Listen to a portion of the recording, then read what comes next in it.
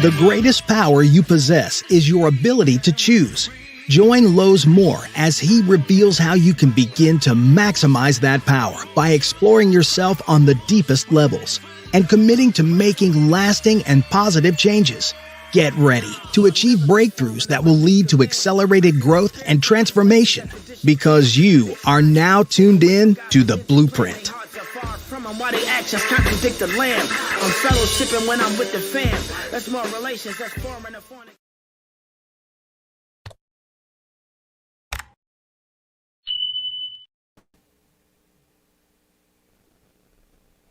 Hello and welcome back to the Blueprint Podcast. This is your host, Lowe's Moore.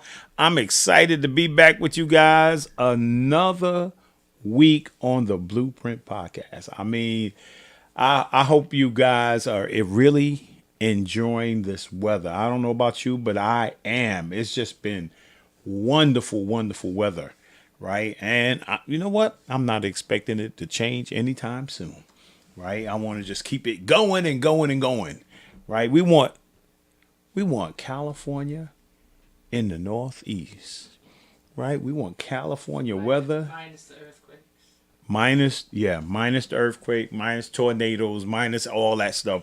We just want nice weather, right? Beautiful days, sunshine, blue skies, and Sounds like a song. yeah, sunshine, blue skies, please go away. Oh man, yeah, I'm excited to be back with you guys, and I think last week we were sharing with you that our son, I can't believe it. We shared with you probably about 3-4 weeks ago that our son had auditioned for Ain't Too Proud, and that he had received a callback, well, several callbacks, and then he ended up going on the contract, Ain't Too Proud, and he is playing in the Temptation story, Eddie Kendricks. And so it just seemed like a snap of the finger, 3 or 4 weeks. They were in boot camp, accelerated. It seemed like an accelerated, practice schedules and stuff like that. And, we got an opportunity to see some of the process of it and, taking them back and forth, picking them up. It was just a great time. Kind of remind us when we were growing up with our kids, taking them to school or taking them back and forth to school or taking them back and forth to practice or back and forth. Losey was in the downtown in New York City in the children's Theater company. The children's theater company. We were taking him down there, picking him up, and he was singing and doing poetry and all these different things like that. And we were running him back and forth and picking him up from down in the city as he prepared for Ain't Too Proud. And it was a great experience. And then all of a sudden, next thing you know, the day was here. And the first show was on last Thursday and Friday. The first show was Thursday. Second show was Friday in Elmira, New York. And my wife and my mother and Aunt Judy, we got a chance to drive up there for Thursday night first show. And I was just sharing with one of my guests tonight on just before I popped on here, was that I going through the whole process. He was kind of stressing out and stuff like that, and I was trying to keep him calm and through the whole thing. And it was right there. I get to the theater. Theater's packed, a packed house, and we're sitting there. And it's about 10 minutes before the show is getting ready to start, and I got nervous. I started thinking, like, it's not going to a normal play. You're going to a normal play and you see somebody else up there. You don't really know whether they messed up or not. Well, I guess sometimes you would know they messed up, but when that person is close to you, I mean, extremely close to you, you're thinking like this. I was thinking in my mind, he got to be good. He's ready to go on in 10 minutes and he's got to be good. And of course he came on. He was the first voice we heard. and we just had a great time. It was a roller coaster from that point on. We had a great time. We enjoyed the show. We enjoyed it. Most of all, we enjoyed that, with each and every one of our kids, right? We enjoyed the fact that they were able to, grow up, go to school, and complete the different stages of school, from elementary school to middle school to high school and on to college, and to see them doing the things that they love to do. And just to see each one of them accomplishing their goals or dreams, really, it just really touches my heart, right? And I think, number one, I thank God, right? We thank our parents, right? And we thank God especially for the opportunity to have our kids, and for what they're doing now, and how blessed we feel. So it was just awesome. All right. So let's get rolling. Look like we're getting a little play up there. And we're waiting for one other of our guests, the Rev, our very special guest tonight. But he's 93. He's gonna be good. We're gonna work it out. We're having some little technical stuff, but we're going to work it out. It's going to be good. We're going to have some fun. We're going to learn some stuff tonight. And I was really looking forward to it. I've heard so much about Reverend Daughtry over the years through my good friend Hugo King. He talked about him all the time. He talks about him like, hey, we meet every Sunday morning for prayer for about 15 minutes. Right. And it's going to be exciting. So let me get the beginning of my show out the way. I want to talk about my books of the week. You were talking about the show. Can you talk about where Losey's going to be next week? Oh, well, Losey's next week is going to be Ain't Too Proud. He's going to be in Chicago. He's going to be in there. He's doing a lot of shows in Chicago. There was at the CIBC Theater in Chicago, Illinois.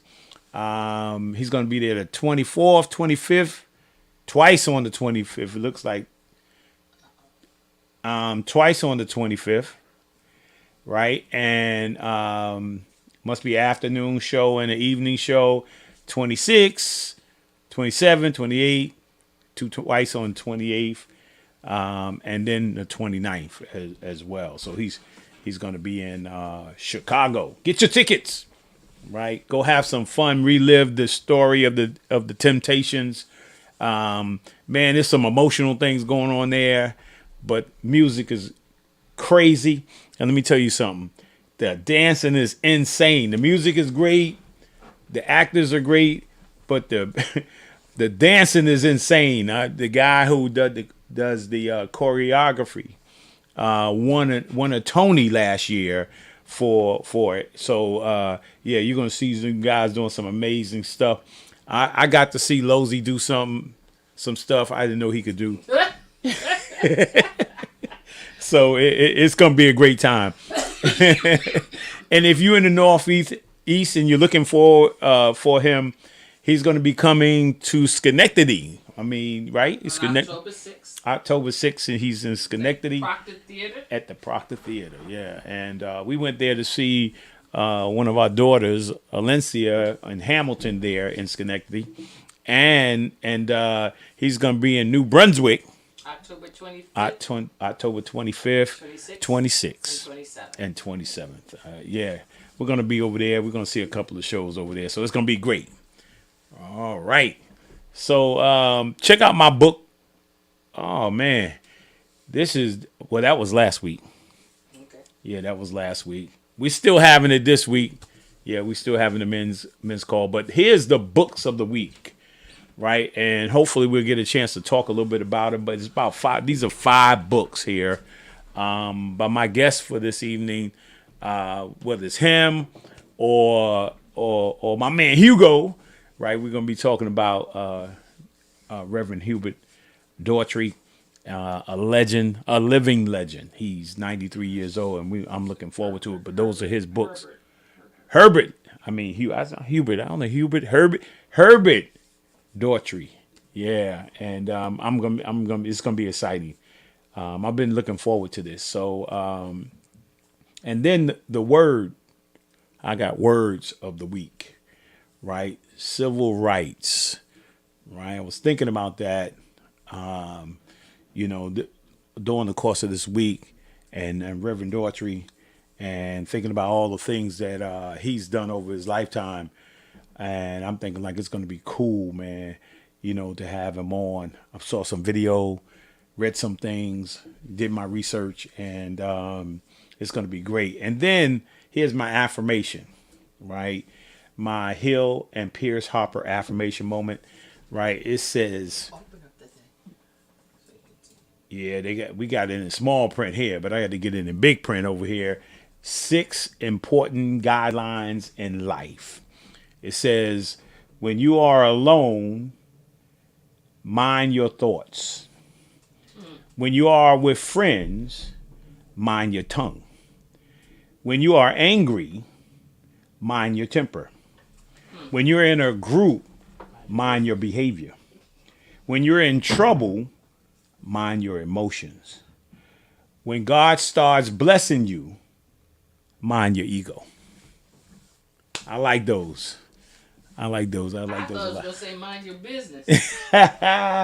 Nah, he said, mind your ego, right? He puts everything back on you, what you should do. And here's my music, right? My music and movie for the week. The Temptations, Psychedelic Shack. The one song I pull out of it is War. Ooh. Yeah. During the play, man, that was one of the songs that stuck out with me in the times that they were living. I think right around that time of Dr. King, we lost Dr. King and so many other things that were going on in that time. The Temptations, through their music, was singing. Actually, somebody else did the song, and then the Temptations did a remake of that song as well. And then the movie Civil War. I don't know if you guys got a chance to see it. 2 thumbs down. Hated it. Well, let me explain why my wife is saying that. I took her out on a date, right, to see a movie. I don't know why. And she stayed awake, because usually I take her at night for a movie. Usually she just kind of fades out and goes to sleep, man.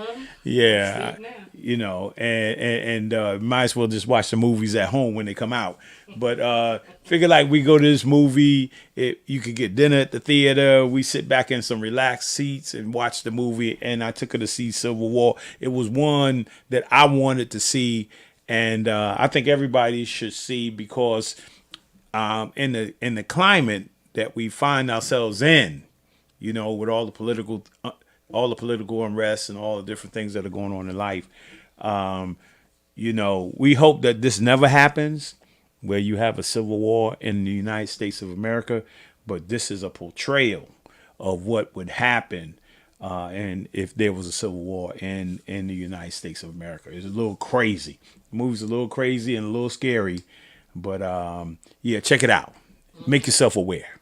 Don't do it. She said, "Don't do it." Well, let me say this, bae.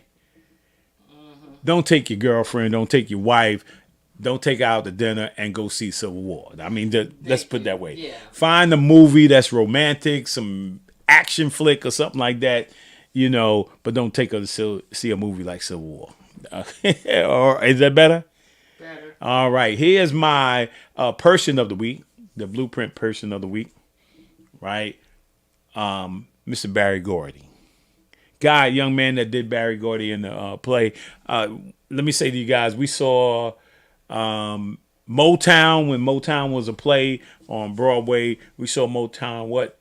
3 times. 3 times we saw Motown 3 times. I mean, it's an honor. I don't know Mr. Barry Gordy, but it was an honor, to see somebody with that kind of creativity and imagination back in that time, particularly as an African American, as a black man, right, who came up with an idea and a strategy around music, right, and gave so many people an opportunity to take their gifts and talents and grow and put out so many stories and messages that helped us, I think, survive in life. I mean, during that climate and during that time, man, music was a healer, an inspirer, a motivator, right? So, yeah, I honor Mr. Barry Gordy today for that, because many of those groups, like the Temptations, Diana Ross and the Supremes, Stevie Wonder, I mean, you can go on and on, Michael Jackson, Jackson 5,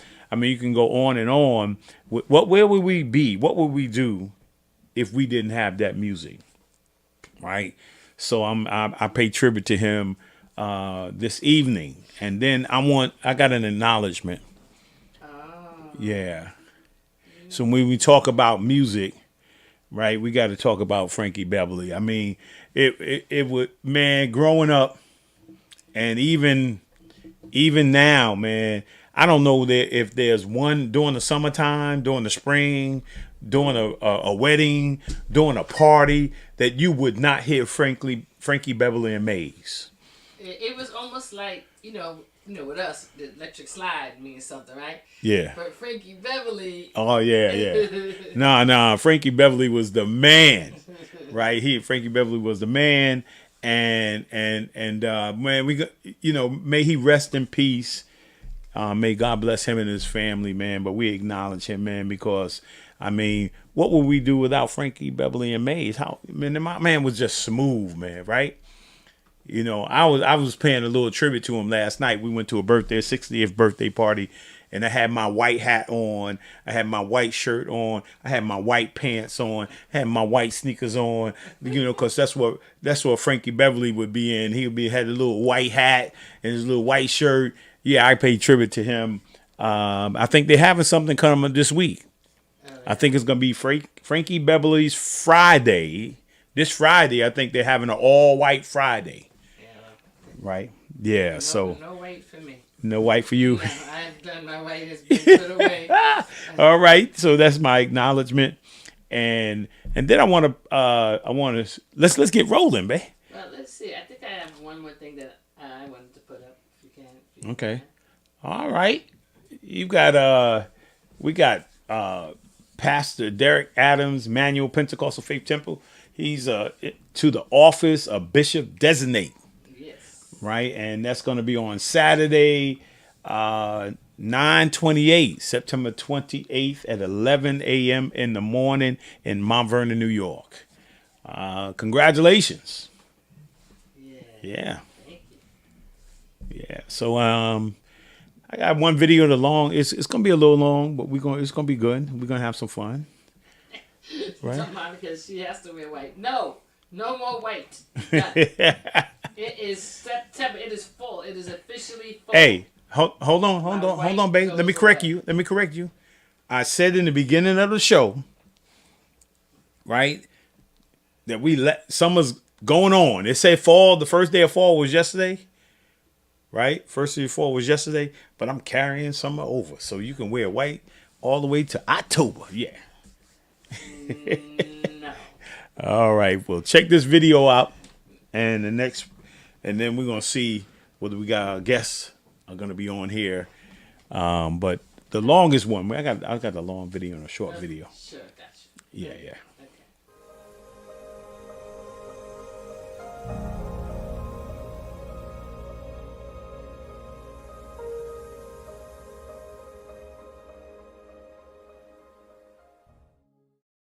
I want my grandchildren to know I fought for peace and not for war.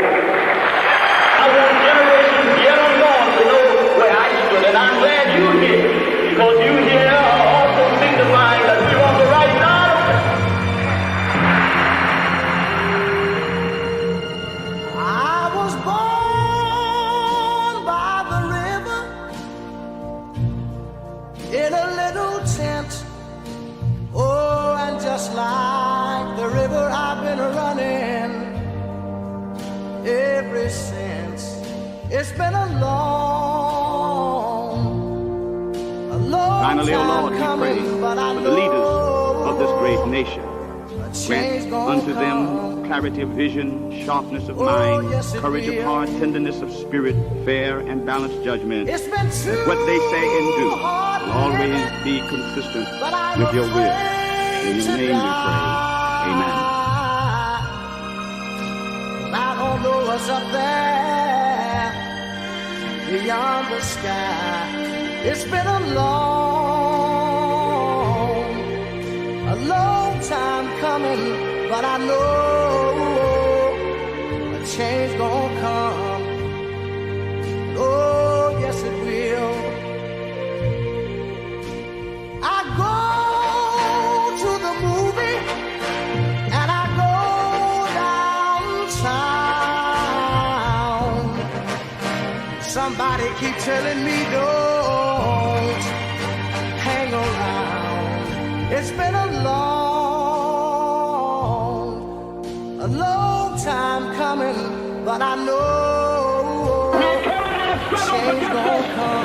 To the President of the United States. And to this moment, we have not been satisfied. The police say Then I go policemen are going to stop killing our children. and I say, brother, help me please.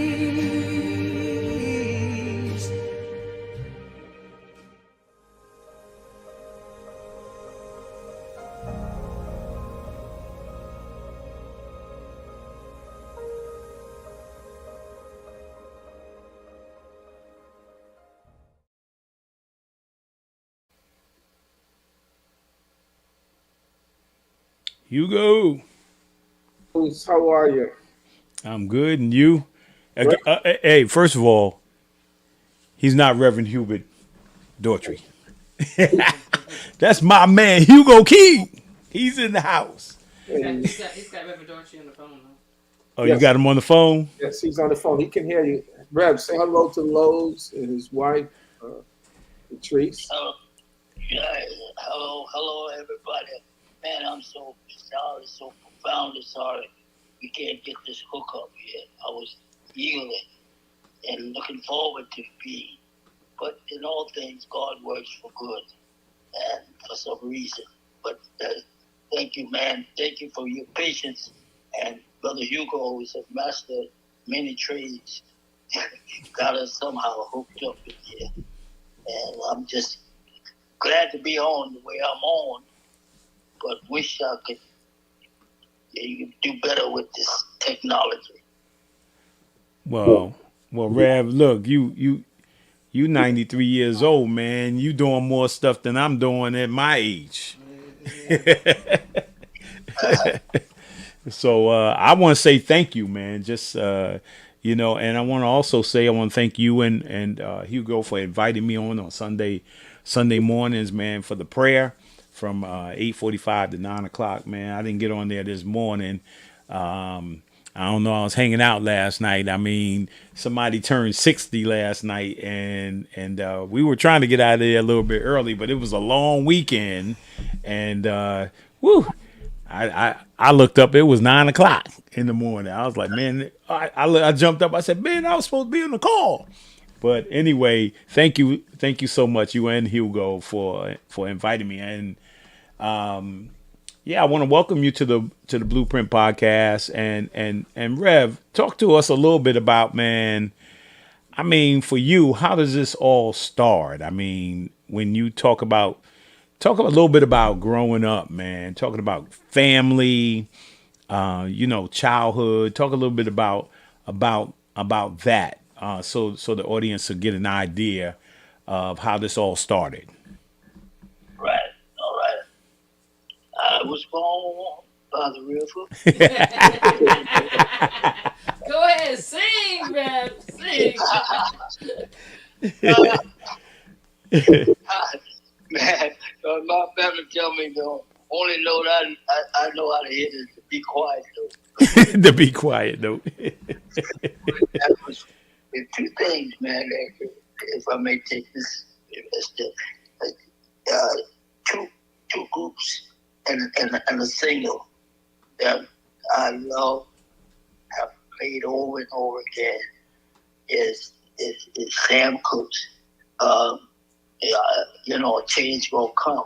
And what I learned, by the way, I was at a function honoring Harry Belafonte, and Clarence Jones, who was Dr. Martin Luther King's Jr.'s attorney, and who was with him through the turmoil of the 60s or the 50s. He said that that song was written, or the history behind it is that Malcolm X had said to Sam Cooke, "Man, why don't you say something related to the movement?" And Sam Cooke said, "Okay." And they got together with that song that he was killed. He never heard it publicly played. And while we were at that function, the singer, one of the singers who was a part of it, began to sing. I don't know how true it is. That's what Clarence said. Clarence has a history of, he was just a part of the movement. But the Temptations, I played that documentary over and over and over again, man. I think that it is the story of our history, the tragedy. I don't know how much of it is true. Only basically what I know is true in that documentary. And but one of the moving scenes, and I've used it over and over and over again, is when the doctor told Melvin that he got to stop dancing. Man. If you don't stop dancing, you got a big problem, And Melvin said, "Yeah, give me the shot, doc. Just give me the shot." And the doctor again said, "I'm telling you, I'm warning you." And Melvin said, "Doc, have you ever been a part of something bigger than yourself? It's a beautiful thing." Yeah, that's it. Have you ever been a part of something bigger than yourself? It's a beautiful thing. Dr. Said in the company, Dr. who father of American psychology, William James, Dr. William James, had a quote in which he said, the happiest people are people who have found a cause bigger than themselves and will outlive themselves. Same thing that Melvin was saying. Jesus put it another way and said, he that seeks to save his life shall lose it. And he that loses his life for my sake shall find it.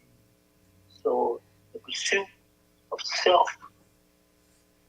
self-promotion is to lose the essence, the meaning of life. But to find something bigger than just yourself, to which you give yourself, as you're doing, is the road to happiness. So anyway, I thought that I've been so moved listening to those songs, Ain't Too Proud to Beg, and then when you play Sam Cooke, well, that's why it's on that video that you were watching. So I don't know how much time have I used up the time to talk about, growing up in Georgia. No, you can still do that. All right. Well, growing up, I was born in Savannah, Georgia, 1931, January the 13th, 1931. And just saying that would suggest that, son, you must have had a hard time. Child must have had a hard time. Number one, you were born on the 13th. That's a bad luck number. And then number two, you were born during the Depression, so you ain't got to change. But they clapped me on my behind. The doctor told my mother, she tells me that whoever delivered the baby told her 13 had been a good luck for him. So I was born during that time and grew up in the South, the segregated South, which is still very much a part of me. I what happened to us during that time. They were colored toilets and white, whatever. Always the system.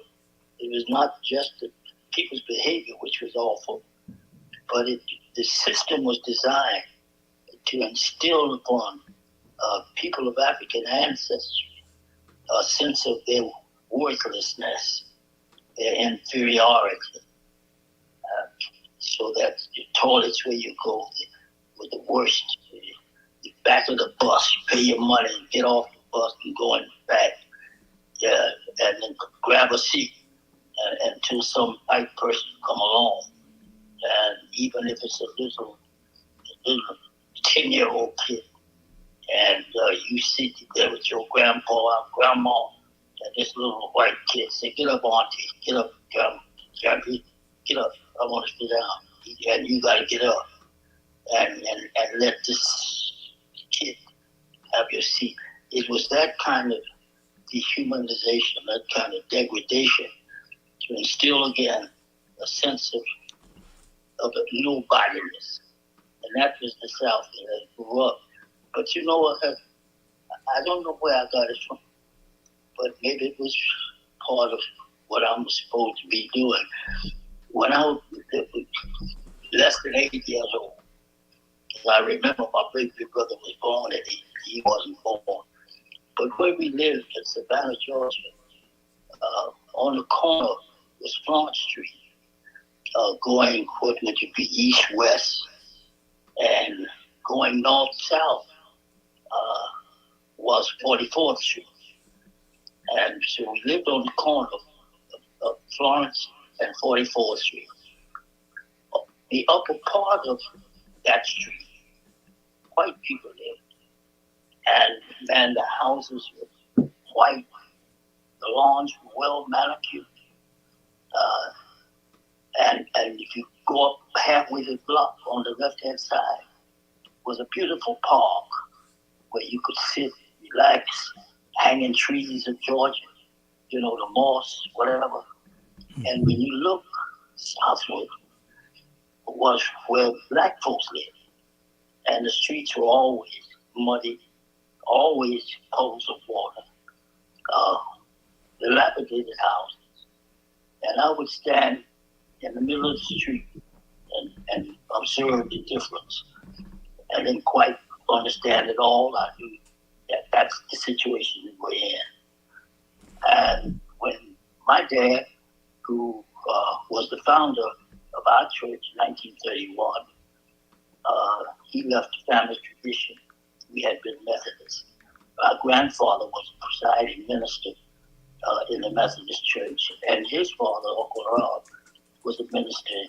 So we were all Methodists. My dad heard Bishop Grace speak and followed him, broke the family tradition. Bishop Grace sent him to Augusta, Georgia. And in Augusta, Georgia, because my dad thought that Bishop Grace was becoming Sweet Daddy Grace. And my dad left the house of prayer with a few members and started the House of the Lord in 1930. And of course, my family split because of separation, which had an impact upon us. I had 4 brothers, 1 sister, and we were transferred back and forward from Savannah to Augusta, now Savannah. And in Augusta, by the way, when I was about 10 years old, I was working for a store owned by the Chinese. Chinese control that part of the economy. And but I found myself stealing everything I could to pack in the bags of our people who were poor, coming in and trying to get some groceries for as less money as they could. And I just went out. Even at that age, my heart went out to them. And I would pack their bags for more than they paid for. And there was a little fellow that worked with the Chinese who looked like Chinese. And I knew that he would be the one who would convey to the Chinese owner who I was, and eventually I'd be fired. But I tried to steal as much as I could. And, in other words, I was trying to play Robin Hood. The only problem is that it's all right to play Robin Hood in the book, to read about Robin Hood. Don't be no Robin Hood in a society. So eventually my dad moved northward and took me with him and to Brooklyn, New York, 1941 or so. And that's where I grew up, Brooklyn, Jersey City, coming out of the South. Young people, I was subjected to all kinds of ridicule. I was a Bama. Hey, Bama. Yeah, what's your name, Bama? What's your name? My name is Homer. Homer? You mean her? Don't you? All that. So I figured, since I'm a buffoon, I'll be the baddest buffoon in the class. So I began to be disruptive, that I wanted to win the graces of the gangs. It took my animosity and misplaced aggression and all of that into the street and began to be in the middle of the gang wars, whatever. And eventually I was arrested.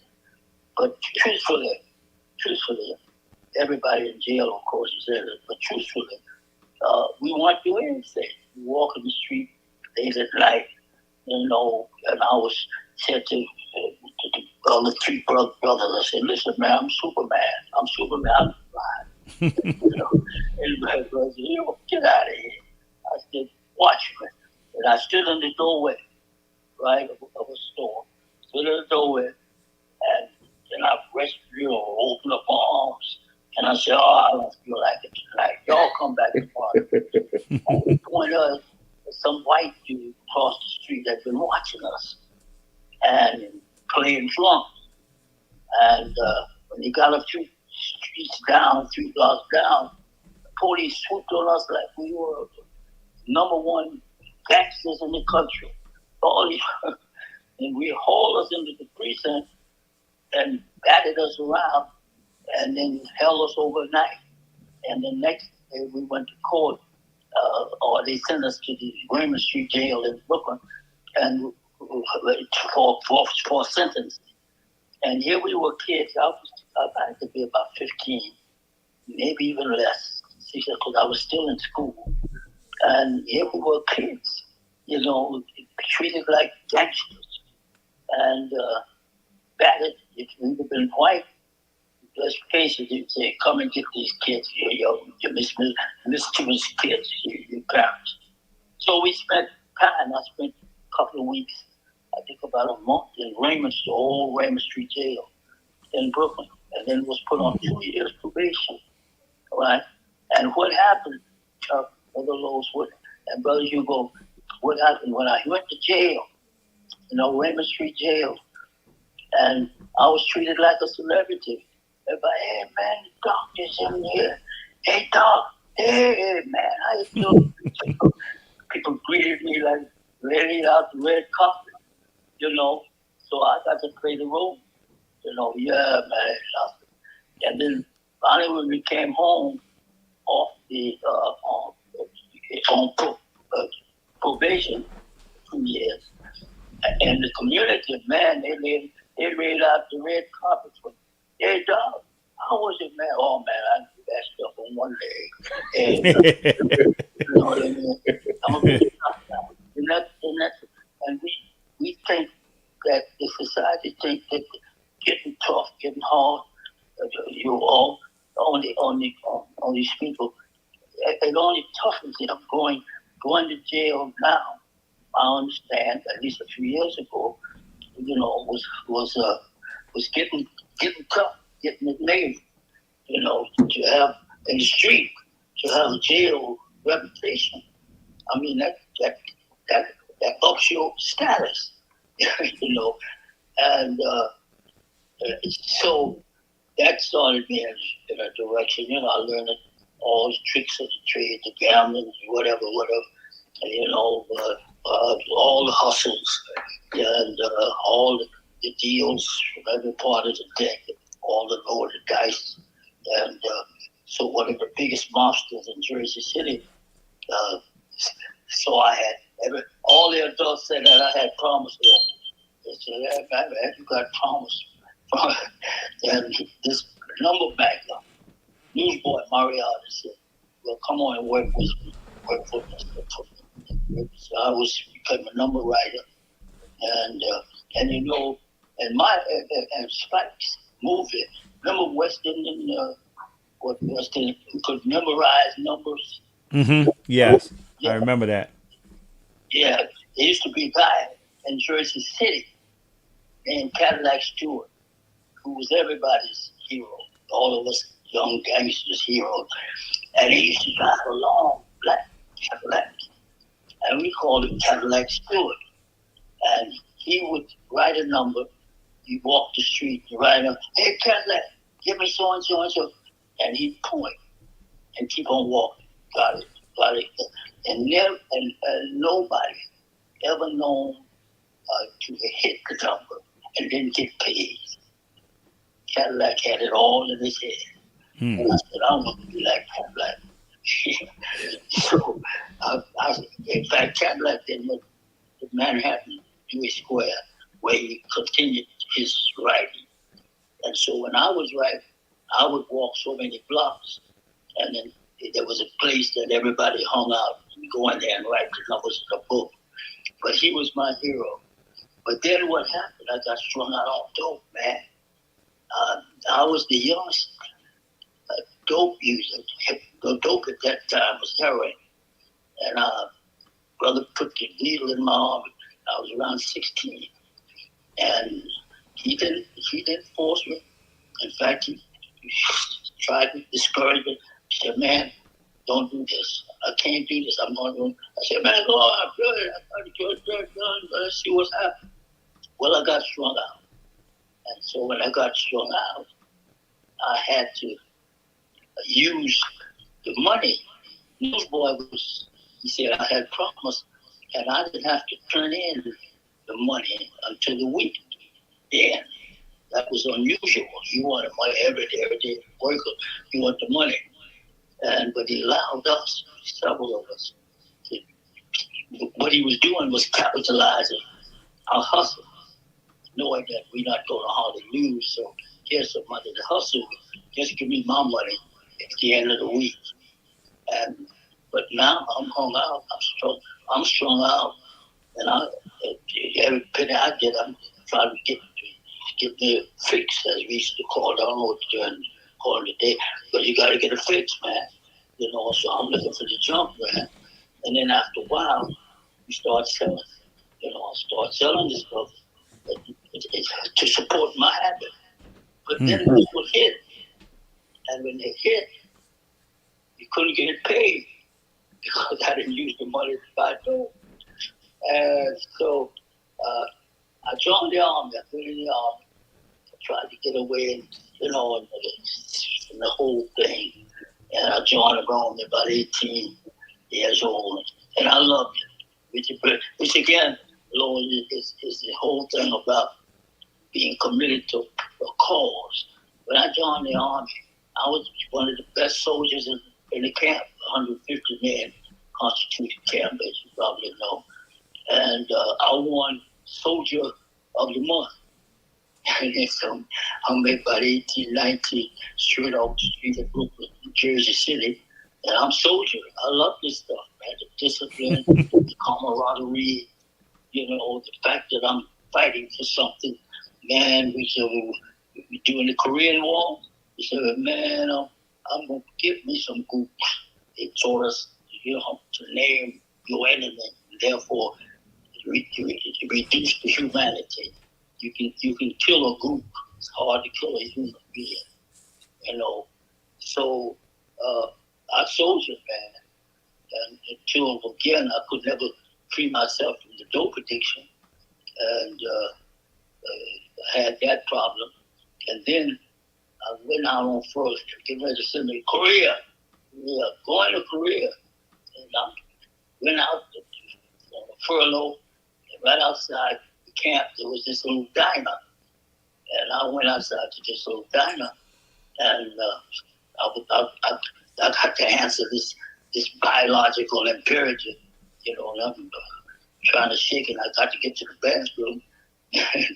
And this guy met me at the door and said, "Get out of here, nigga. You can't come in here." I said, "Get me so I got to go to the, I don't care what you got to do. You can't come in here." And I went back to the barracks, and looked at my uniform, I said, this, I got to get out of here. So eventually they found out I was a nomad, and they kicked me out of the army. I got a great big undesirable discharge. I put it up on my wall so that I can see it every day that I'm in the office. And years later, years later, I now get the gold embroidered invitation from the White House when President Clinton was president, and get these gold embroidered and come on down to the White House. I want to meet with you and some other ministers. Let's have breakfast together. I used to sit in the White House where big picture Abraham Lincoln brooding over the affair. And I said, God, hallelujah, hallelujah. God is one. The army kicked me out, said I was undesirable. But the president, head of the army, chief of the army, said, come on, I want to have breakfast. We're going to have breakfast together. And, I was invited as one of the ministers. There'd be about 50 of us from every denomination sitting down eating with them. In fact, the last session we had, I was really at the same table. And not only that, but I was there when Mandela came. After his whirlwind visit to the USA, they had a final reception for him at the White House. And of course, I was invited to that affair. But coming out of the army, and then getting into the number writing, into the mobster stuff, and I owed everybody and town, and everybody was looking for me, newsboy, everybody, because I didn't mess up the game. The system, the number writing system, the lottery system, whatever you call it, depend upon the credibility. And so number bankers want to pay off as soon as you hit. That builds up the credibility. And if the word get out, you don't pay. Ain't nobody gonna play with you. And so I had people who hit looking for me. Newsboys looking for me. Everybody looking for me. So somebody came up with the great idea. And as they said, temptation. Some idea that people have ought to stay on the idea. But this brother came with the idea, man, let's pull this job. Pull this stick up job. You could pay people your and I said, man, I ain't no stick up, man. I'm a whole lot of stuff, but I ain't that. So he persuaded me of the possibility of just paying off everybody. I said, all right, let's go. So we did this job, man. We did this job, and he got away, and I rubbed up the guy a little bit. He's just so strange, the guy. Didn't want to give up any money. He didn't want to, behind counter, he was taking care of things. And we got away. And but a friend of mine who was a dope dealer got caught in Harlem, and he gave us up to lessen his sentence. So they came and got me. And but I should have said that 2 years that I had already been out on bail from the federal government for money laundering. So I was out on bail when we pulled the job, and so we were apprehended, and so we were caught. And this was in February 1953. February. president's birthday. I remember it so well because we had to stay in the precinct before we go to the county court and the county jail, and then to the court. So the precinct is just a matter of getting you booked and sending you on to the county area, the next area, and then go to court. And because it was a president, we had to stay over the weekend, president's holiday. And it was then, I looked at my life. My mama came to visit me, and she looked old and haggard. And I said, Herb, man, you put them years on your mom. You send your mom to an early grave. And I began to feel a deep sense of guilt. And my life from the time I left Georgia came before me. And I felt so bad. I got down off that wooden bench they call a bed and pulled the overcoat over my head. And I got on my knees down there on the floor. And I said, Lord, if you're up there, I don't know who's up there, but I made a mess. Here is my life. Just take my life. Do what you want to do, whatever what. But I feel wretched. I just want to disappear. And I didn't hear no angel wing hit me upside the head. Might have run it by. But I did feel, I got up off my knees and got back in that wooden bed, put my overcoat, but I knew I'd never be the same. Her daughter died 1953 in a nasty, stinking jail cell, Hudson County, Jersey City. So the days that followed, I had time to revamp. The first thing I had to do, the first thing I had to do was to confess guilty. You know, and that was hard. But I couldn't be not guilty. After the experience I just had, you know, I either have to admit what I'd done, or, and I believe if I'd have went back on the street, I'd be dead. And so I told my lawyer, Ray Brown, who was one of the most prominent lawyers in New Jersey, I met him to the mall, and he came to my defense. And I told him, I said, man, I got to plead guilty. He said, what? He walked me guilty. He said, man, don't you understand? We know the judge, and I'm one of the best lawyers in the city, you know, in the state. You know, I said, I don't know, I just can't go back. If I do, I'm a dead man. So I got to do my time. And I did. I held to it. I said, I stood before that judge, and that judge said, well, you plead guilty, you sure? I said, how you want to plead? Yes, sir.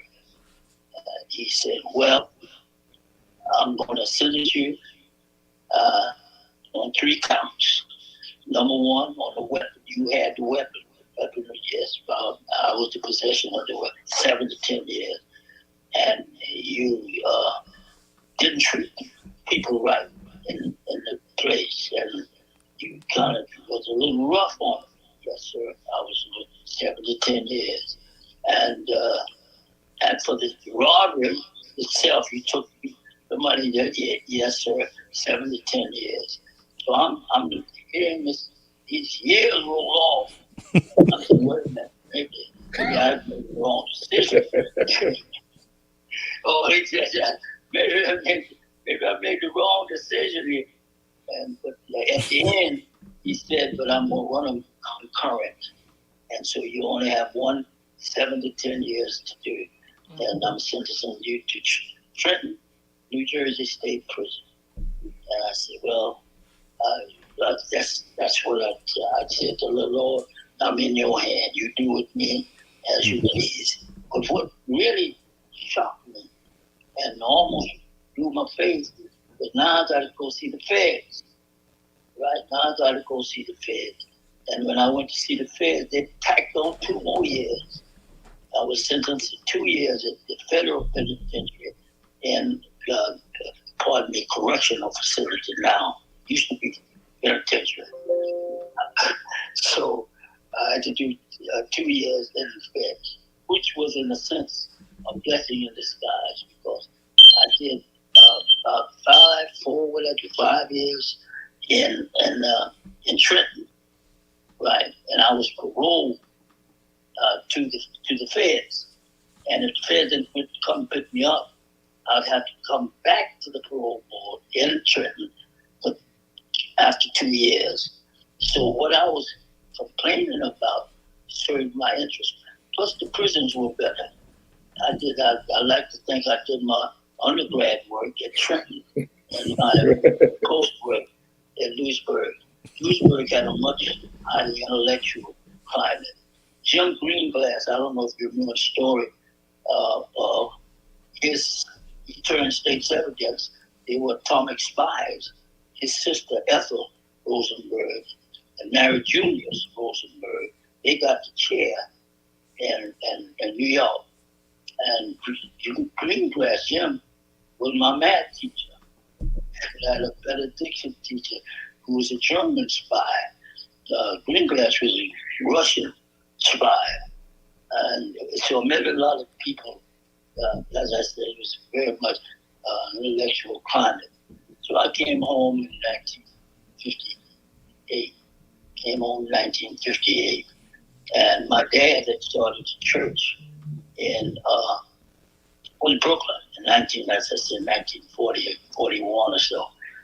And eventually I became the pastor of that storefront church. Only 5 members, just 5 very old members. And I guess my dad had grown older, had big, he's lost his health. And I think that after he separated, my mother just went downhill. And so I took over the little storefront church. And the rest is history. From there, in 1950, I came on 1958, August 8th, 1958. And went to that little church. And people were glad to see me. I should say that my dad had said I would be the preacher. The family tradition. We had a family tradition. I would be the preacher. I have 2 daughters that are ministers. One daughter is now the national leader of our church, Leah. And I have another daughter, my baby daughter, pastors this church, founding pastor in Englewood. And so from there, the Lord has blessed. While I was in Lewisburg, 1958, I wrote, the Lord set me down, and I wrote, I'm looking at it now, 10-page document.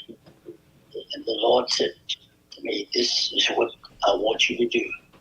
And I wrote, I'm looking at it now, before my very eyes. And I wrote 10 pages of winning the world for Jesus Christ. Winning the world for Jesus. 1950, I'm locked up in a jail cell back in Lewisburg, and a jail, a convict, a dope addict, dope dealing, number writing, stick up man, talking about winning the world for Jesus Christ. And so, as I said, I came home, and with that vision that God was going to use me to make an impact on the world. I've changed the language a little. I've changed it, but I've broadened it to include people who may not be religious or have different political ideology. I call it save the planet, save the people. Save the planet, save the people. It's the same thing as save the world for Jesus Christ. And I guess that pretty much, so for some reason, I feel comfortable talking to you. I always feel comfortable talking to Hugo and to you, Lowe's. So I guess that pretty much was most of the stuff. Hope I wasn't too long. No. One of the things is that Talk about, you just mentioned one of the things that you had written. Talk about, because we have showed the pictures of you and President Clinton, and we also showed the picture of you and President Mandela. Right, we just showed that up on the screen as well. Right. So so my thing is, talk about some of the books that you've written. Right. All right. Well, first you start with one of the recent one, the passing of giants of human spirit. You know, it always bothered me, and that we human beings, with such magnificence, such genius, in a few years we're gone, and in most instances nobody even remembers us anymore. And I don't know, that had always troubled me. And so I began to write about the people that I had relationship with. And it started, well, first of all, when I became the national bishop of our church, they used to have a memorial for my dad, who died at 52. And they would have a memorial for him. He's buried in the churchyard in Augusta, Georgia. But so when I became the national leader, I included the people who left with him from the House of Prayer, and all of our members who passed. Their names are written on a bronze plaque in Augusta, Georgia, and we call their names every year. I learned later that the African proverb that as long as a person's name is spoken in the village, they never die. So we speak the names of our members. They have worked with me. I've had some of the greatest people in the world around me, and never will forget them. So toward that end, I got to writing about people. I attended the funeral of a friend who had struggled with us, man. We struggled so hard, spent many years together, and, you know, visit each other in the office. And when he died, I was treated very badly, let's put it that way. And I felt hurt and angry. And then I again heard the Lord say, son, what you do, write up his obituary, write about him as you knew him. And you knew certain parts of his life that everybody else in public did not know. So I did that. And after I'd done that and published his obituary, then it occurred to me I should do this for everybody that I knew and can talk about the good things that they've done. And, you know, I ain't talking about a tell-all book. You know, I'm talking about the good things and, you know, you call it intimacy thing. And that's, you can look on the market, capacity of the giants, human spirit. Talk about Mandela, you know, when he first came to New York. Well, we talk about Winnie. Winnie Mandela made her first public statement at our church in Brooklyn. My wife headed a group called SASA, Sisters Against South African Apartheid, and had several trips to South Africa and supported the school where the children. We do daycare, about 50 years, and our church sponsors daycare program.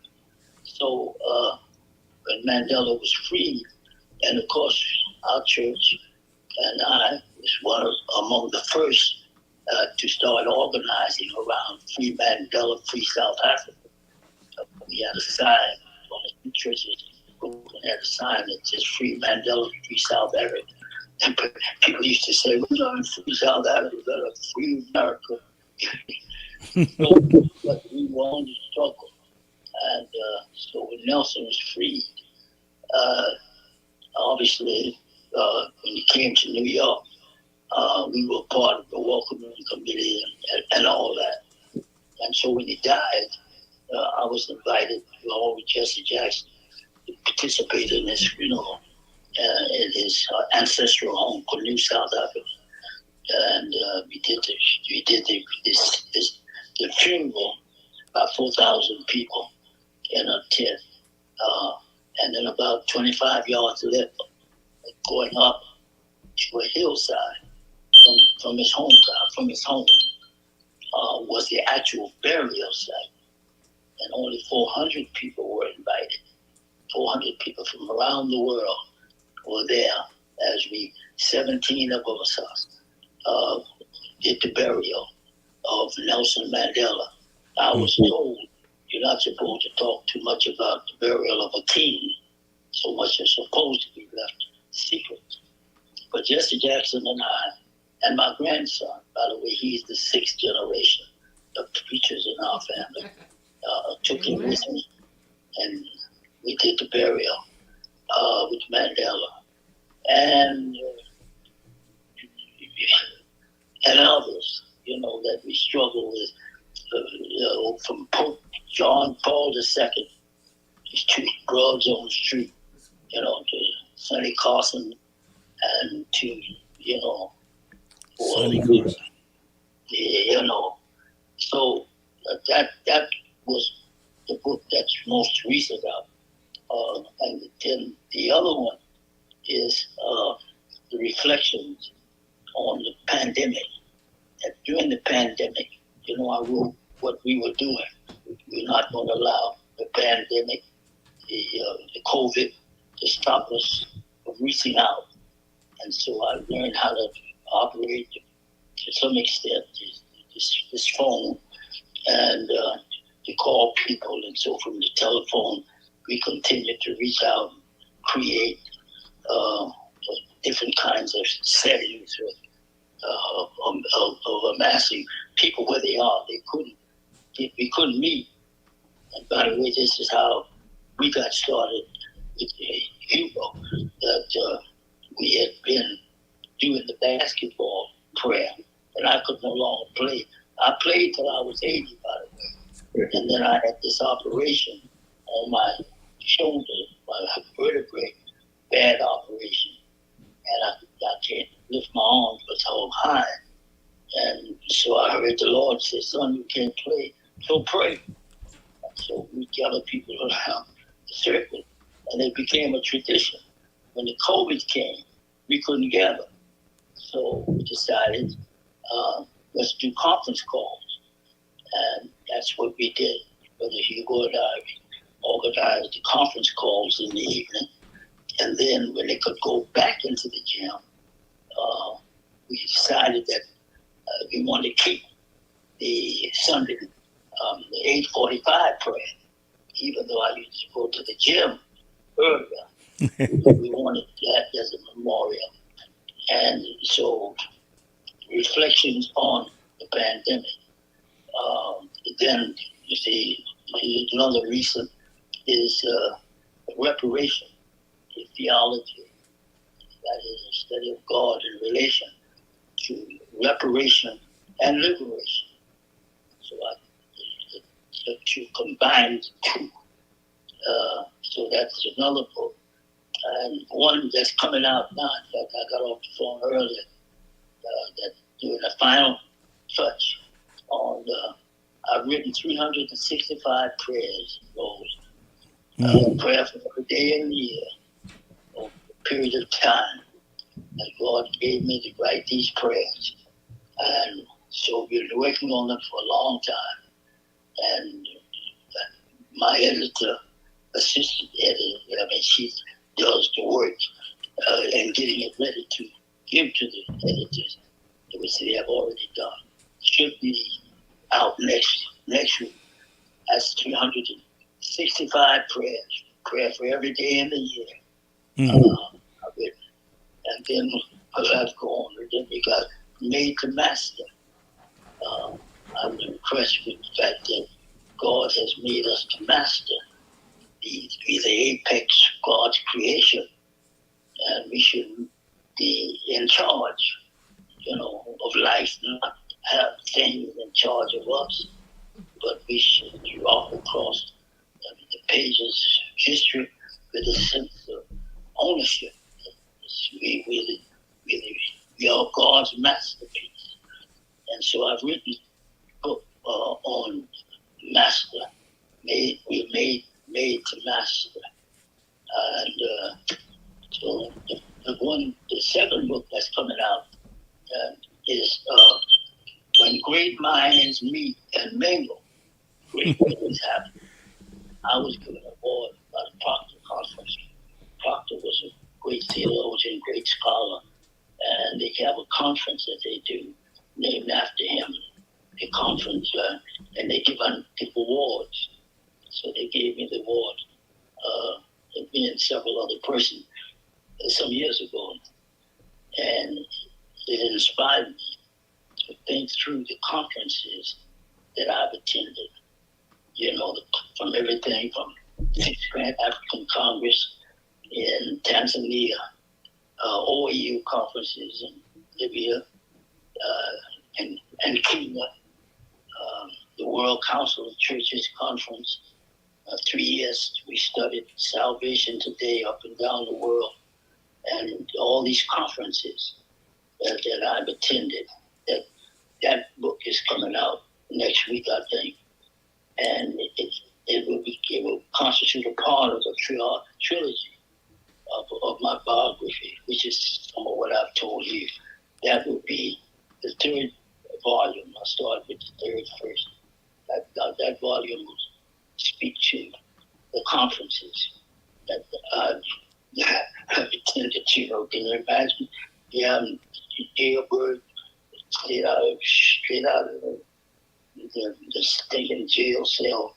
I'm sitting in a conference with world scholars, the world theologians. We did a 2-week for 3 years.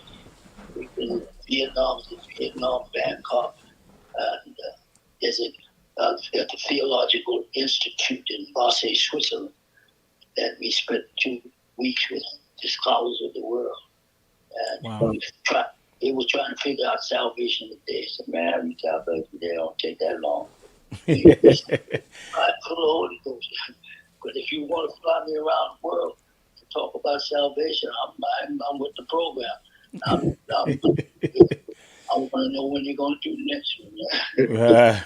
Rev, real quick, before we're going to have Hugo make some comments, but before he does, talk about your, two relationships, because we've been showing some pictures up here, of you, throughout your history and different marches and different things that are going on. Of course, we showed President Mandela, and President Clinton as well, in the pictures that we've been showing on the podcast. Talk a little bit about your relationship with number one, Al Sharpton, because we have a number of pictures of you and Reverend Al Sharpton, and also talk a little bit about, because you wrote also a book about Tupac Shakur. Right. Well, Reverend Sharpton, I knew that must have been about 10 years old when I first saw him. And even then, he was running around the community with voter registration and, on his arms. So as long as I can remember, he's been involved. But we met and involved. He was youth leader in Operation Breadbasket. Operation Breadbasket was Dr. Martin Luther King Jr.'s brainchild, that corporate America ought to bear some responsibility for our condition, and therefore needed to give back, to invest back in our communities. And so he conceived the idea of Operation Breadbasket, in which preachers, pastors would meet with the presidents of corporations, of corporate America, and we had to develop a 10-point negotiating package that they had to invest in the community. They had to jobs. They had to help with mobility. They had to part of the budget for media had to go to black media. Part of their budget, their banking, had to go to black banks, service contracts, the 10-point program. And that was Operation Breadbasket. We'd meet weekly and discuss which way we want to go. But shop doors are usually, that's where we, really connected and got to know him. And across the years, he was active in all kinds of things, and some of which we would work together and be together. And so that's how I know him. And I know the good, the bad, and the ugly. So before you talk about Tupac, I want to show this video. I want you to hear what Reverend Al Sharpton says in this video. Listen to it intently, because he talks a little bit about you. Intently. Okay. My mother wanted to take me to the hospital. My dad said, if you take him to the hospital, he's going to die. God's going to heal him. You show me somebody who is willing to attack the power of any society, and I'll show you somebody who's got an awful lot of courage. He is motivated by love. He is motivated by love for all people. They discovered that I was an addict.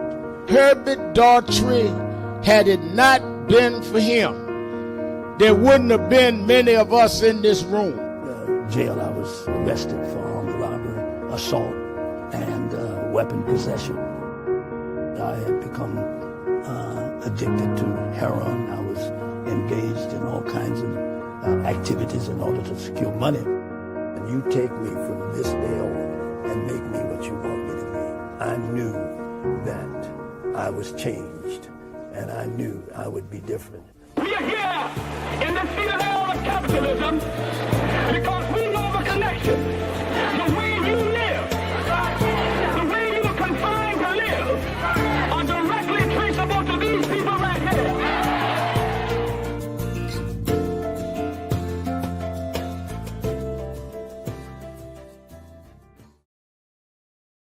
All right, you heard that, right?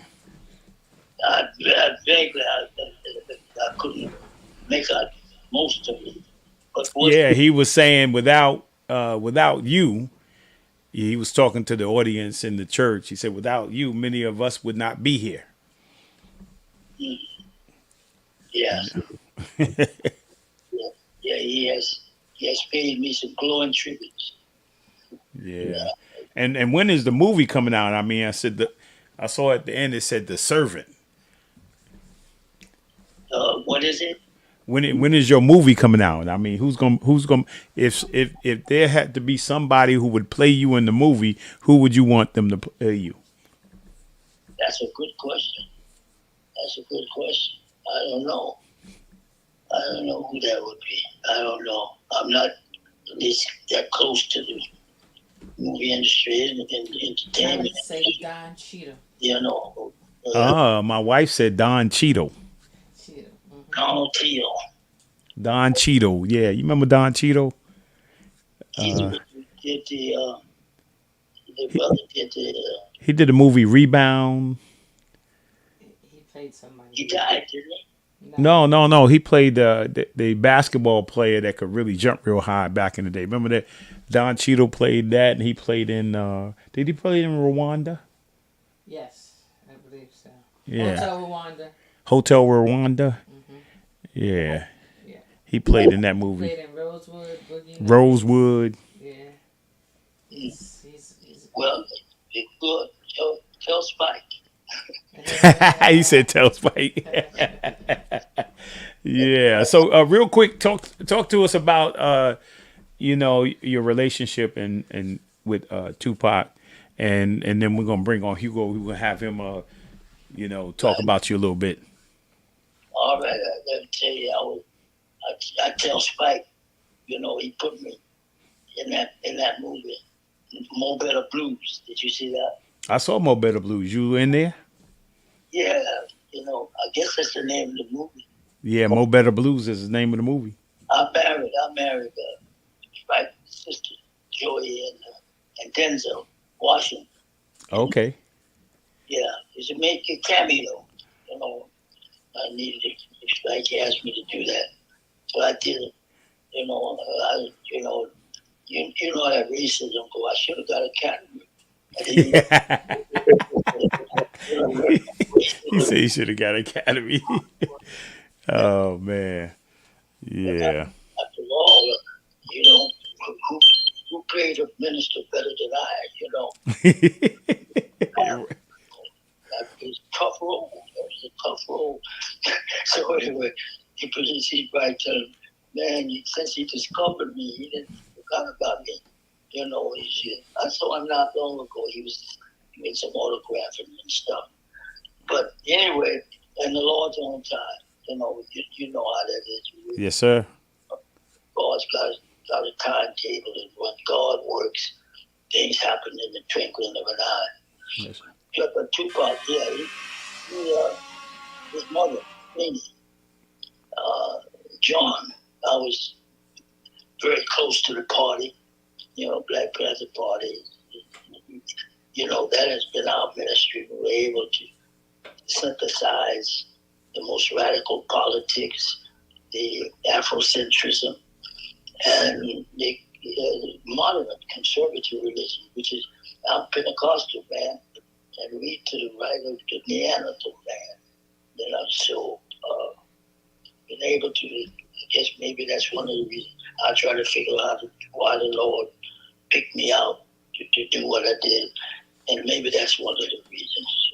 But anyway, being close to the party, Finney, when she got ready to join the church, then we were there.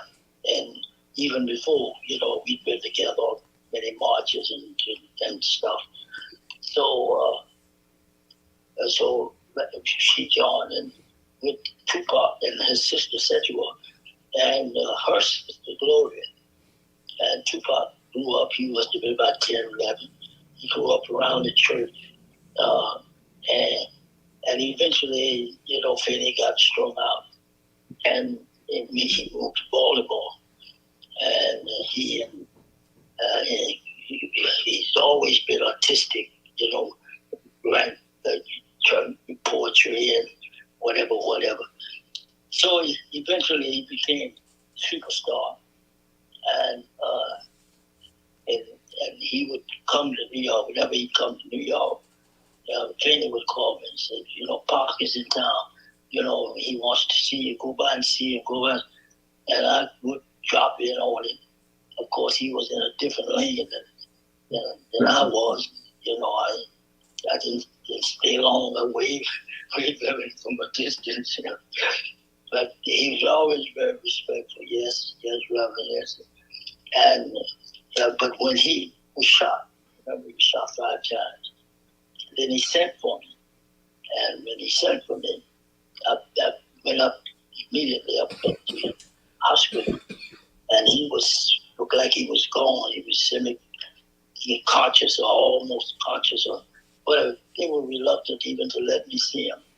I said, "No, listen, I'm a minister. You can't stop me from seeing a memory and praying." So I did. I prayed for him. I think he was half conscious. I said, "Listen, son, I'm going to pray for you. And God's going to put you back on your feet.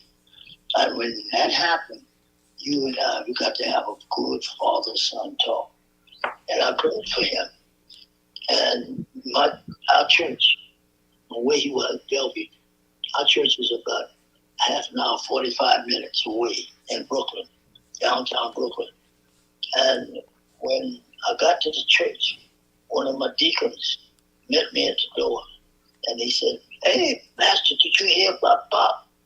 And I lost faith. I said, "Oh, Lord, the man's gone." And he said, "He's gone." I said, "What? Gone where?" He said, "He's gone. You don't know what happened.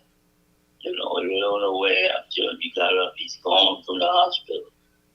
I said, "God, to wonder." It was a while before I realized what had happened. And one of the brothers told me that after I left, he came to.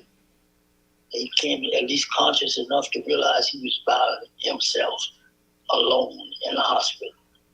And he called brother named Jamal, called him, and he gathered some brothers, and they came up to the hospital and took him out. That's how he left the hospital. And so when he went to court on the charge of abuse, he was really shocked. I mean, he was angry, he was upset, because he would say to me, he said, Pastor, I don't have to be abusing young ladies. Anything they gonna abuse me. I don't know. But what had happened is this young lady came to see him in the hotel. And in the hotel, they did what people do in the hotel. But on her way out, his entourage felt that it was open season, that they too should share in whatever was going on. And she was furious and blamed him for the whole thing. And that is the charge that he went to court on.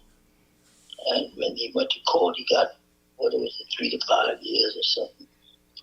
But we really reconnected during this stay in Rikers Island. I visited him practically every day. And some of the things he said to me, I wrote in the book, letters I wrote originally. It was letters to my son. And my wife saw that, and she said, no, let's change that. Just say letters to a son, because people's minds are kind of in the gutter somewhere. And if they see this letter to my son, they think that Tupac is your son. Anyway, y'all kind of look alike. So change that thing. I said, yeah.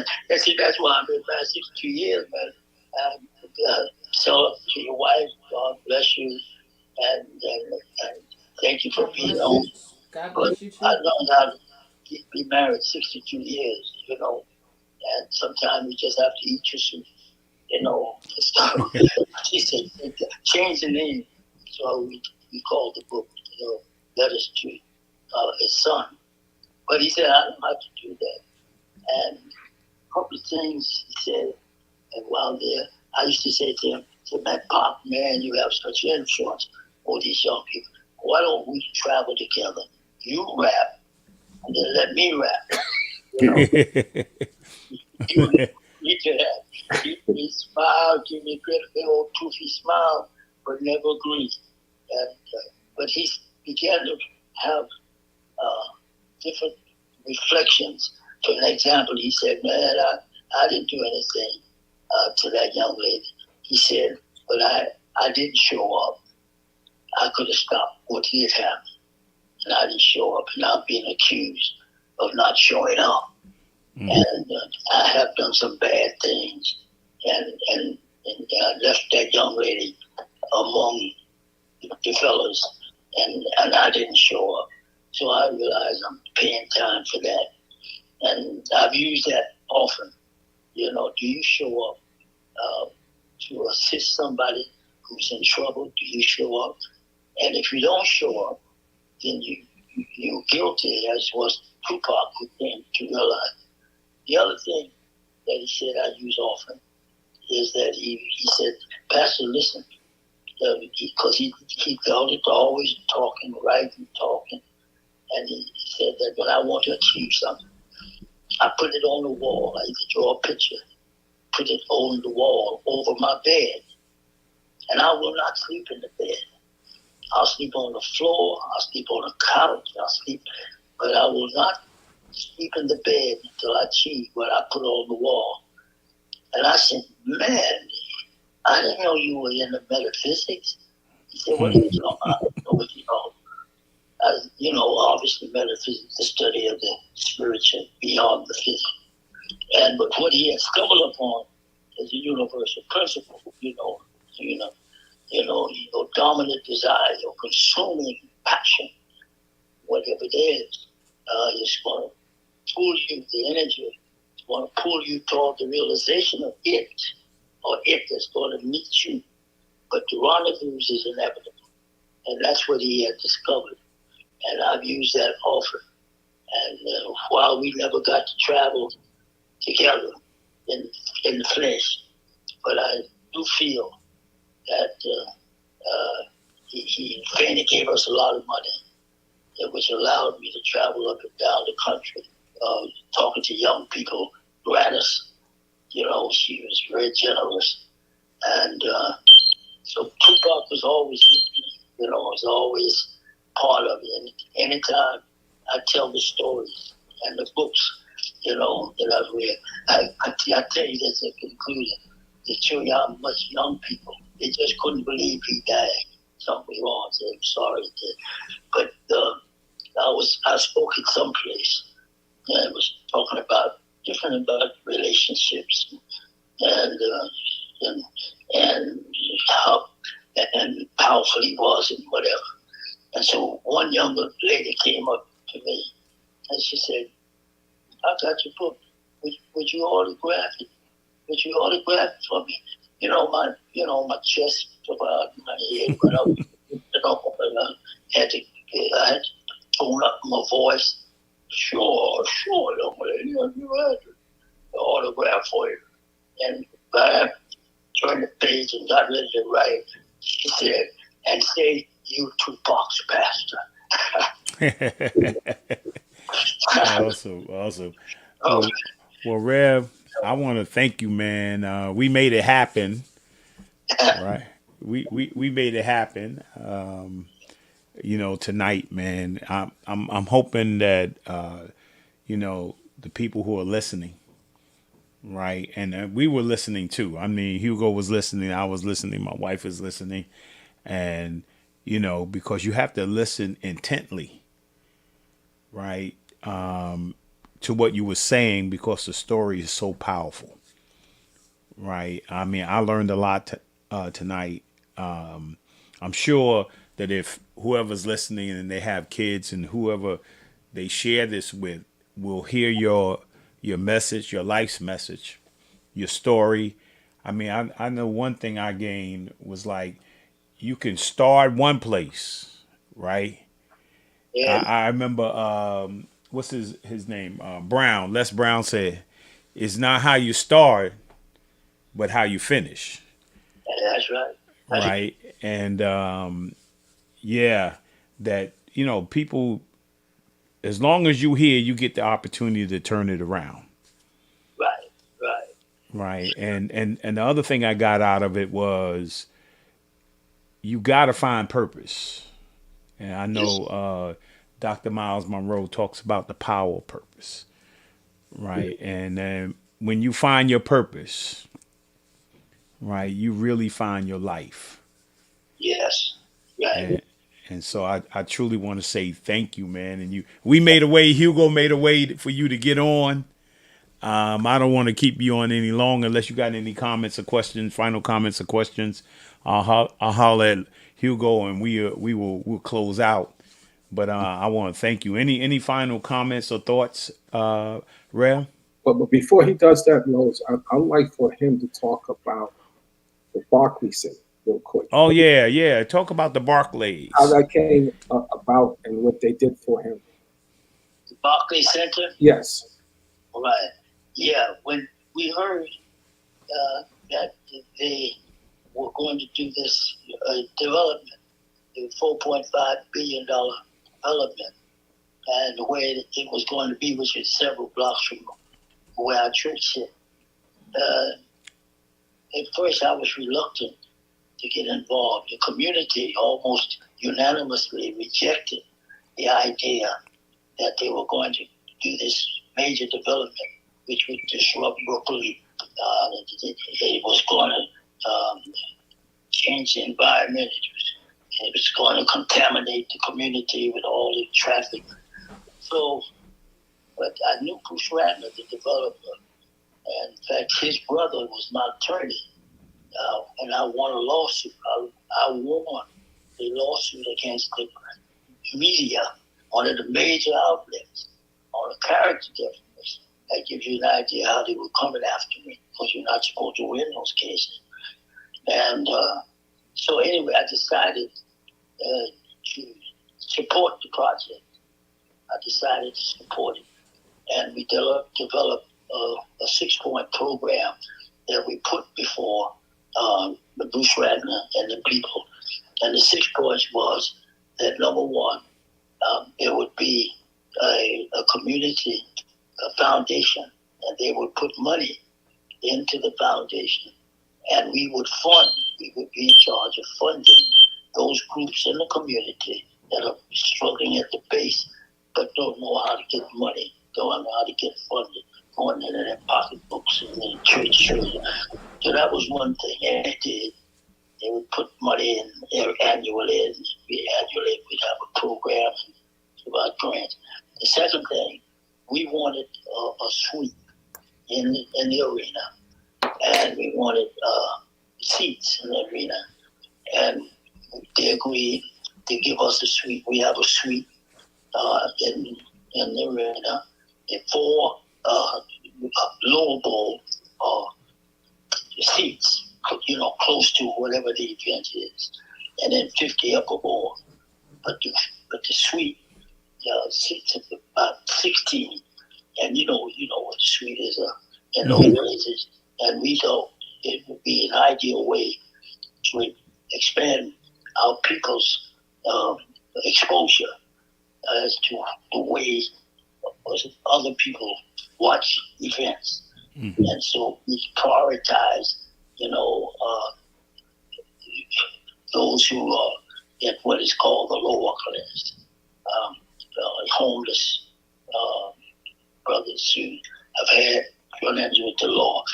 So that was number 2. Then we wanted a state-of-the-art health facility in the community. That's been one of our priorities, is the health of our people, the health of everybody. America's bad, just about, but our people in particular. And so we wanted a state-of-the-art where our people would be treated in the most courteous way, and it was quality service. So eventually, they agreed, of course, eventually chose New York Presbyterian Hospital. It was considered the 5th best hospital in America at the time. And although they were in Manhattan, located, but we still wanted them to come to Brooklyn. And they came to Brooklyn via an alliance with Brooklyn Hospital, the Brooklyn Hospital. So they formed a coalition. And so they brought the pass. We did the ribbon cutting and the state-of-the-art, the services and whatever. Then we wanted to use the arena. We want access to the arena. Occasionally, with all the profits going to the organization that sponsors the event, of course, you would have to pay the operational expense, I guess, union expense here, unless they could get the unions to do it gratis. So that was agreed. And then agreed to daycare, intergenerational complex, that my wife called it. As I said, we've been in daycare for 50 years. So she conceived the idea of a daycare, of a complex of seniors, children, and youth in the same complex, drawing on the experience of each one, an intergenerational complex. And they agreed to that. And I think that was about it. And they delivered on the promise. And in addition to that, they've done other kinds of programs in conjunction with, and in fact, they just did my book signing on the passing of Giants. When it came out, they wanted to do a book party. And so we had a book party at the Broccoli, at the 4040 Club in the Barclays Center. So it's there, the community benefits, And now you would notice, or I should show, that the package that I put forward grew out of my experience in the Operation Breadbasket. Is that we knew how to negotiate from my experience in Operation Breadbasket in the 60s. The package that we put together was done from the experience with Operation Breadbasket. And the question that we need to put on to get them to comply with their resistance. We knew that we could marshal the people. And as you probably seen from the video that you watched, you know, we had the capacity to put people, thousands of people on the street. And we operated with the idea. We said, number one, you win the masses. You win the masses. You win the black press. And you neutralize the white press. If you do that, you won't get whatever it is you want. Yeah. So that's and that's as I said, a good relationship with Bruce Radner. You know, he means well. And that was one of the reasons why it took a lot of heat, man. They came from the community. And my friends, you know, they came. But it benefits the community. People got a chance to go and sit in the street, you know, watch events. And when people expose, well, you know, exposure creates aspirations and even ambitions. You know, that I want what I didn't know that this was happening. This is how things go. Yeah. And it's still awesome. My daughter, Sharon, is the executive director. Awesome. And Hugo, I want to thank you, man, because you made this connection possible. I want to thank Reverend the Reverend for taking time out of this busy schedule. Hugo, I want to thank you for sitting in, man. We just was listening intently to him, and so much information, so much knowledge, so much wisdom, right, and so much historical perspective in it. So, Hugo, any comments? Well, I tell you, Lowe's, we need a part 2 on this. You know, he has 93 years. 93 years, yeah, 93 years. And just real quickly, because my wife is tired over here. So I'm working over here. So, man, Rev got more energy than all of us. Absolutely. Thank you, man. I draw a lot of energy from the people. You know, I thank God. I'm loved, I'm appreciated, and you draw the energy, you know, from the people, and who are very, very kind to me, very, very loving to me, and I'm drawn on their energy, you know. Yeah. Well, that's great, because, you know, lastly, I know we're running out of time here. His daughter, Leah, I talked to you about a lot. I was seriously chairperson, because we got a political year coming up. Now, happening now. She was the chairperson of the Democratic National Convention for Hillary Clinton and Barack Obama. Yeah, Nice. yes, so she's reminds me a lot of your wife.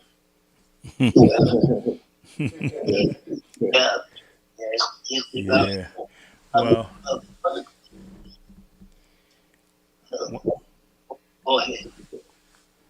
Well, let me close this out. Rev, I want to thank you again, man. It was a pleasure. Wanted to see your face, but we heard your voice, and we showed a lot of pictures, and we got a chance to show some video and stuff like that. And we've had a lot of wonderful comments as well. And remember, it stays on Facebook and YouTube. It just stays on there if you want somebody. Matter of fact, I might send you the link so you can see us and see your pictures and see all the videos and different things that were on tonight. I'll send a YouTube link to you tomorrow so you can have it. And maybe we could end up doing it again and have you in person. Yeah, in person. And Hugo, I want to thank you for coming on, hanging here with us, and making it happen. No, absolutely, my pleasure. Like I said, you never look at where a person is in life, like all the success and all the challenges. He reminds me a lot of Apostle Paul when he was incarcerated and they let him prisoners out. Somehow they were able to walk through those gates and they stayed. And so you may know a person's glory, but until you know their story. That's right. Awesome. So let me close out here. Again, I want to say thank you to each and every one of you who join us each and every week on the Blueprint Podcast. And if this is your first time, I look forward to seeing you next week. I want to say God bless you. And remember, I say this every week. If the Lord allowed you to wake up tomorrow, make tomorrow your masterpiece. God bless you, and I'll see you next week. Amen. Thank you, Hugo. Yeah. Thanks, man. Next week we got on the Blueprint, man. We're getting ready for the Final Four of the WABA. President Marsha Blunt and Brian, man. Brian think when he get there, he everything. He's a director of officials, but Brian be doing the announcements, announcing the game, doing the interviews, and they're gonna be here next week as we get ready for the Final Four. And then the following week we're gonna be in Greensboro, North Carolina, and for the Final Four, the WABA championships. And I look forward every year. And we're gonna be down there, man. It's gonna be the first two games on that Friday night, right? Yes, it'll be the semifinals. And then the semifinals on the next day. No, semifinals are Friday night, and the finals on Saturday, and then the All-Star game is on Sunday. So we got a full weekend. We're gonna be going live from Greensboro, North Carolina. So Friday, Saturday, and Sunday. Well, I mean, I'm only to be there Saturday in the morning. I'm gonna be doing the interviews and stuff like that. You're gonna be live streaming. The games from Greensboro, North Carolina. So God bless you and good night. Hugo, hang on for a moment. We're going to close out. Okay. We really hope you enjoyed this episode of Lowe's More, the Blueprint Podcast. Stay connected and follow us at our website, www.lowesmore.com. That's LOWESMOORE.com.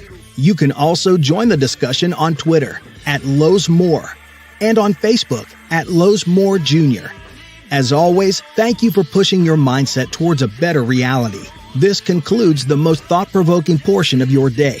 Don't forget to like and subscribe to this podcast to stay fully up to date with everything we're up to. Until next time, be kind to yourself and each other.